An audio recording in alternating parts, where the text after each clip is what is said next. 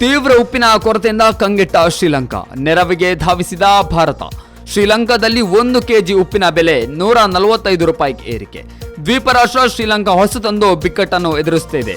ಹೌದು, ಶ್ರೀಲಂಕಾ ಉಪ್ಪಿನ ತೀವ್ರ ಕೊರತೆಯನ್ನು ಎದುರಿಸ್ತಾ ಇದೆ.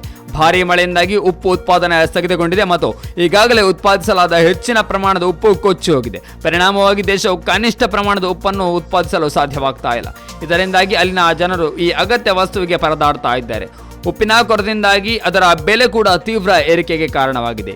ಈಗ ಅಲ್ಲಿ ಉಪ್ಪಿನ ಬೆಲೆ ಸಾಮಾನ್ಯಕ್ಕಿಂತ 3 ರಿಂದ 4 ಪಟ್ಟು ಹೆಚ್ಚಾಗಿದ್ದು, ಪ್ರತಿ ಕಿಲೋಗ್ರಾಂಗೆ $125 ರಿಂದ $145 ವರೆಗೆ ಉಪ್ಪನ್ನು ಮಾರಾಟ ಮಾಡಲಾಗ್ತಾ ಇದೆ. ಬೇಡಿಕೆ ಸುಮಾರು 23% ಉಪ್ಪು ಮಾತ್ರ ಈಗ ಶ್ರೀಲಂಕಾದಲ್ಲಿ ಉತ್ಪಾದಿಸಲು ಸಾಧ್ಯವಾಗ್ತಾ ಇದೆ. ಇಂತಹ ಬಿಕ್ಕಟ್ಟಿನ ಸಂದರ್ಭದಲ್ಲಿ ಭಾರತವು ಶ್ರೀಲಂಕಾ ನೆರವಿಗೆ ಧಾವಿಸಿದ್ದು 3050 ಮೆಟ್ರಿಕ್ ಟನ್ ಉಪ್ಪನ್ನು ಆ ದೇಶಕ್ಕೆ ಸಾಗಣೆ ಮಾಡಿದೆ. ಇದರಲ್ಲಿ 2800 ಮೆಟ್ರಿಕ್ ಟನ್ಗಳನ್ನು ಭಾರತದ ರಾಷ್ಟ್ರೀಯ ಉಪ್ಪು ಕಂಪನಿ ಕಳುಹಿಸಿಕೊಟ್ಟಿದ್ದರೆ, ಉಳಿದ 250 ಮೆಟ್ರಿಕ್ ಟನ್ಗಳನ್ನು ಖಾಸಗಿ ವಲಯದ ಕಂಪನಿಗಳ ಮೂಲಕ ಕಳುಹಿಸಲಾಗಿದೆ.